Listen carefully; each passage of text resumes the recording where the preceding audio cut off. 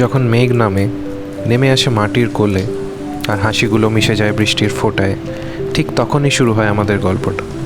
সে বৃষ্টিতে নাচছিল, পায়ে পায়ে মাটি ভিজিয়ে, চুলে জড়ানো জলের ছটায় ছুঁয়ে যাচ্ছিল আকাশ।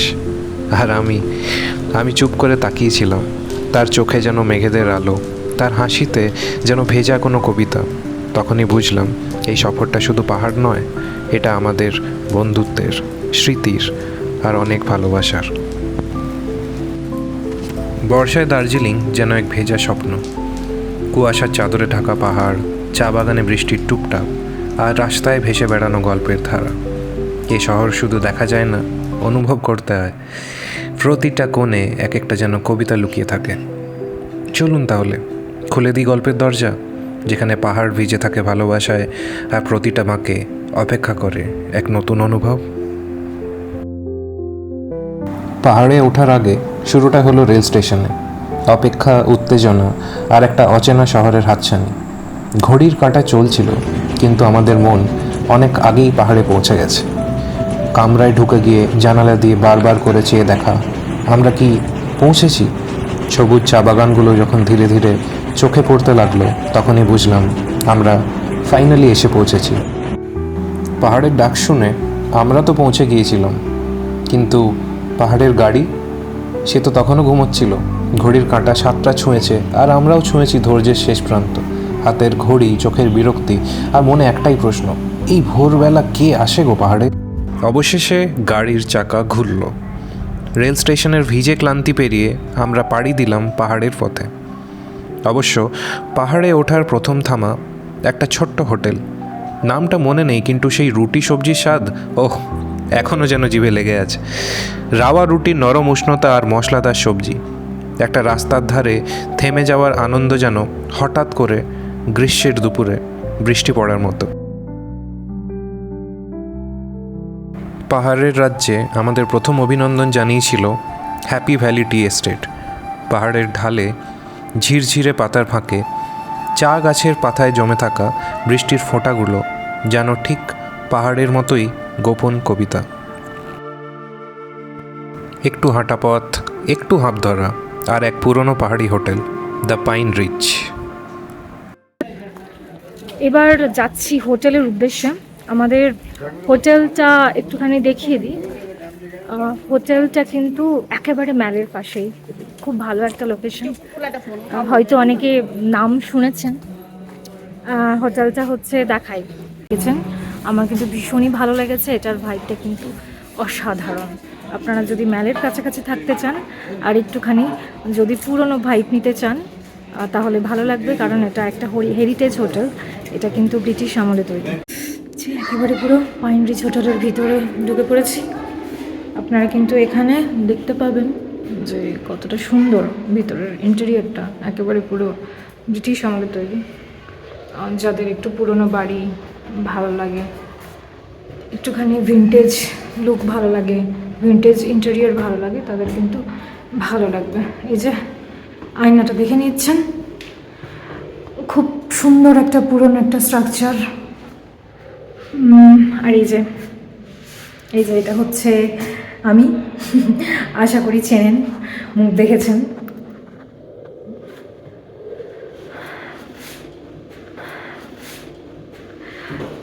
এদিকে উঠে হচ্ছে আমাদের রুম। তো রুমের উদ্দেশ্যে চললাম।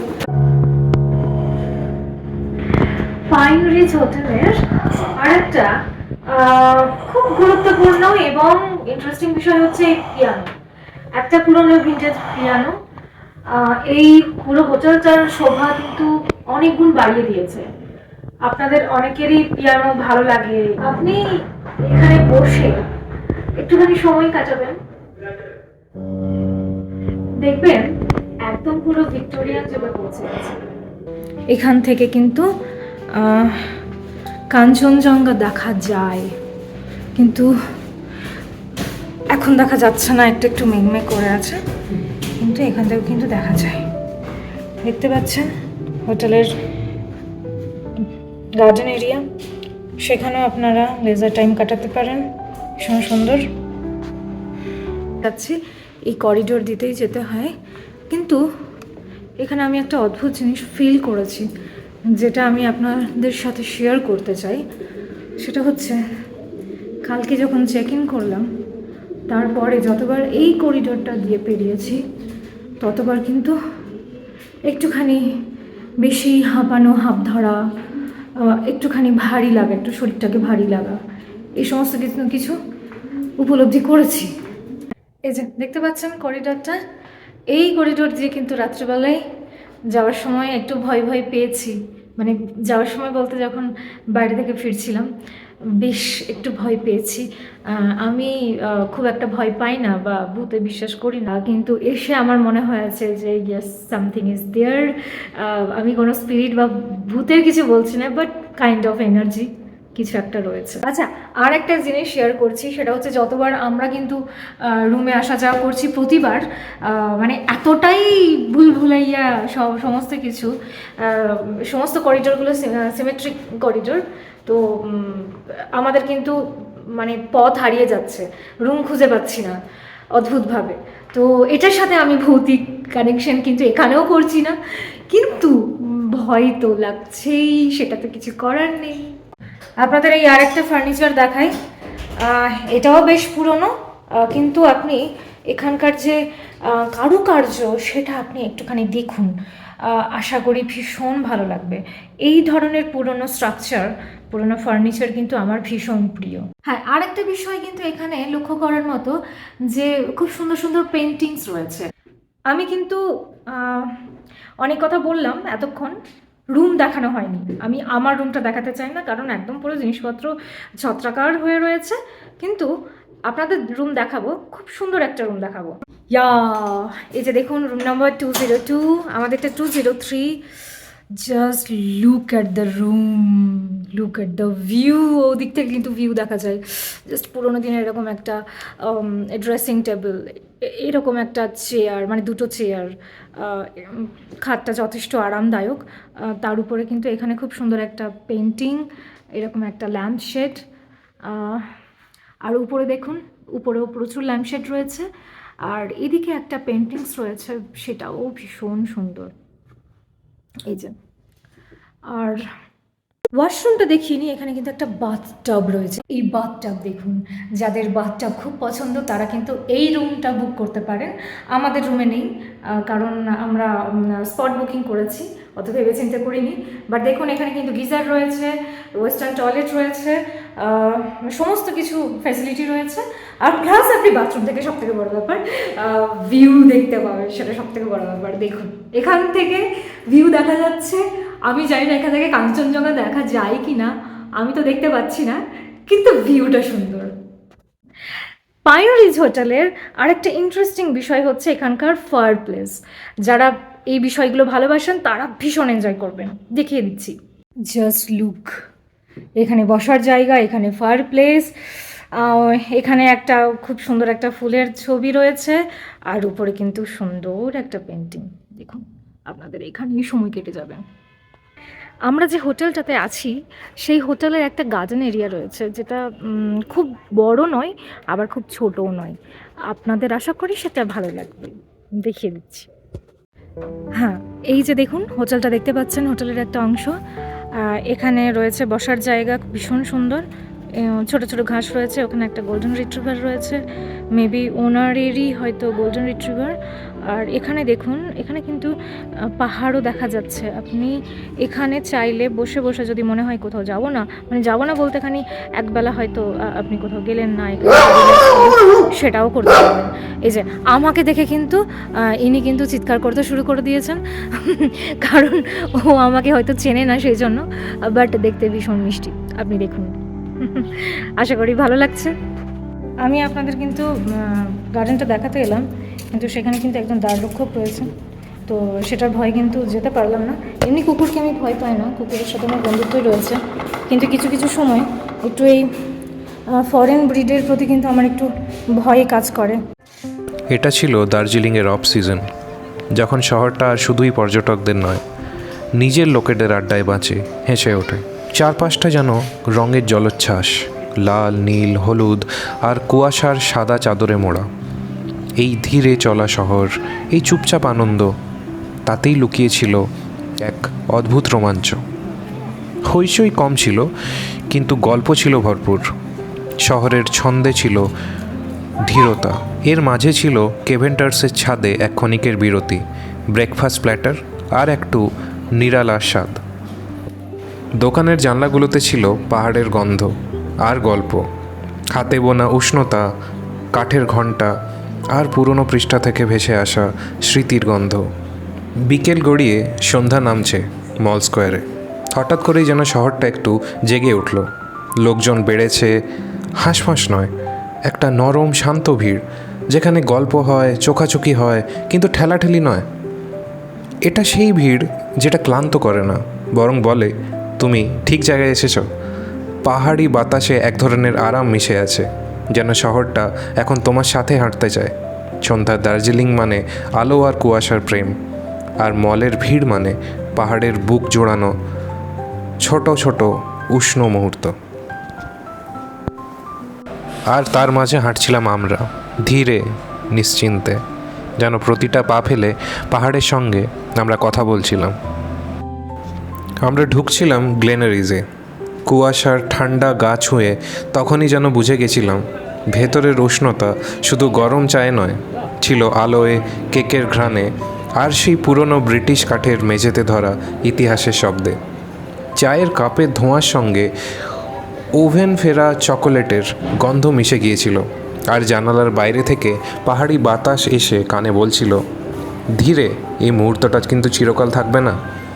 আলো নরম ছিল, শব্দ মৃদু, আর আমরা চুপচাপ একসাথে গলে যাচ্ছিলাম সে বিকেলের ভেতরে। এটা কোনো বড় ঘটনা ছিল না, কেবল কিছু কেক, একটু চা আর দুটো মানুষ যারা ওই পুরনো কাঠের বেঞ্চে বসে বুঝে গেছিল সুখ মানে কখনো কখনো একটা শান্ত বিকেল আর পাশে সেই চেনা মুখ থাকাটা। এর মধ্যেই একটা মজার ঘটনা ঘটে। যে ক্রসের জন্য অন্তরের প্রাণ কাঁদছিল এতদিন ধরে, তা মুখে তুলেই চোখ বড় বড়। বিশ্বাসঘাতক বেরোল। আমি তখনই বলেছিলাম, জীবনে বিশ্বাসঘাতক অনেক পাবি, কিন্তু মাফিন কখনো প্রতারণা করে না। ক্রসও গ্যাসের জলে, মাফিন দিল ভালোবাসার জলে ডুবে থাকা এক কামড়। পরের দিন সকাল আবার সেই মলে বেরিয়ে এলাম, যেখানে শহরটা তখনও পুরো জেগে ওঠেনি। কিছু স্কুল ড্রেসে ছুটে চলা কয়েকটা চা গলা আর পাহাড়ি হাওয়ায় ভেসে থাকা নিঃশ্বাস। এখানে এই শহরটা সবচেয়ে সুন্দর লাগে, যখন ভিড় নেই, ক্যামেরা নেই, শুধু পাহাড়, মানুষ আর একটা ধীর সকাল। গুড মর্নিং সকলকে। আশা করি আপনারা বুঝে গেছেন যে আমি কোথায় রয়েছি। এই মুহূর্তে বাজছে সকাল 7টা, 7:30, আর আমি চলে এসেছি একেবারে পুরো ম্যালে। এবার ম্যালে এসে যেটা দেখছি সেটা আমি আপনাদের দেখাতে চাই। তার কারণ হচ্ছে এখানকার যারা বাঙালি ট্যুরিস্ট, তারা কিন্তু এই মুহূর্তে সানরাইজ দেখতে টাইগার হিল থেকে হয়তো ফিরছেন। তো এখানে কিন্তু বাঙালি ট্যুরিস্টের ভিড় কিন্তু সকালবেলায় একদম নেই। যেটা আছে সেটা হচ্ছে একদম লোকাল যারা, তাদের ভিড়। তো এখানকার ভাইবটা সকালবেলায় একদম আলাদা। একদম আলাদা বলতে আপনি এখানকার কালচার, এখানকার মানুষ, এখানকার ভাষা, এখানকার খাওয়া দাওয়া সব কিছু আপনি উপলব্ধি করতে পারবেন জাস্ট এইখানে ম্যালে, দার্জিলিং ম্যালে যদি আপনি সকালটা কাটান। তো একটুখানি দেখিয়ে দিচ্ছি। হ্যাঁ, এই যে দেখুন, একদম পুরো সকালবেলায় কিন্তু ঘুমটা এখনো পর্যন্ত কাটিয়ে ওঠেনি অনেক এখানকার স্ট্রে ডগ। হ্যাঁ, খুব কিউট কিউট দেখতে এরা। এটা হচ্ছে, দেখতেই পাচ্ছেন বা অনেকে বুঝেই গেছেন যে এটা হচ্ছে হোটেল শ্যালেট। হ্যাঁ, আর এটা হচ্ছে একদম পুরো ম্যালের পুরোটা। এখানে কিন্তু আস্তে আস্তে আস্তে আস্তে দেখুন রোদ আসছে। হ্যাঁ, কিন্তু এখানকার যারা লোকাল মানুষ তারা কিন্তু এখানে তাদের বিভিন্ন ধরনের মর্নিং ওয়াক করছেন বা দৈনন্দিন কাজকর্ম শুরু করে দিয়েছেন। দোকানপাট এখনও পর্যন্ত খোলেনি। দোকানপাট খুলতে হয়তো 8টা বা 8:30 বেজে যাবে, আপনি দেখতেই পাচ্ছেন। আর একটা রাস্তা দেখিয়ে দিচ্ছি। ওই যে রাস্তাটা দেখতে পাচ্ছেন সেটা কিন্তু মহাকাল মন্দিরের রাস্তা। আর আপনি এই দিকে একটা রাস্তা পাবেন যেদিকে আপনি চার্চে যেতে পারবেন, চার্চের উদ্দেশ্যে। আমি গতকাল পৌঁছেছি, আপাতত এইটুকু জেনেছি, আমি আপনাকে জানালাম। একদম পুরো রিল্যাক্স করছে। এই বন্ধুটিও কিন্তু আমার মতো একটু লেজার টাইম কাটাচ্ছে, এখনো পর্যন্ত ঘুম ভাঙেনি মনে হয়। কিন্তু লোকজনের ঘুম ভেঙে গেছে। এখানে দেখতেই পাচ্ছেন যে এখানকার যারা লোকাল মানুষ তারা কিন্তু বেরিয়ে পড়েছে তাদের নিজেদের কাজে। অনেকে এই মুহূর্তে হয়তো দূর দূর থেকে আসছেন, বা অনেকে জগিং করছেন, মর্নিং ওয়াক করছেন। রোদও উঠে গেছে, তো আশা করি সকালবেলার ভাইবটা আপনাদের ভালোই লাগবে। এবার হাঁটছি ব্রেকফাস্টের জন্য, দেখা যাক কোথায় যাওয়া যায়।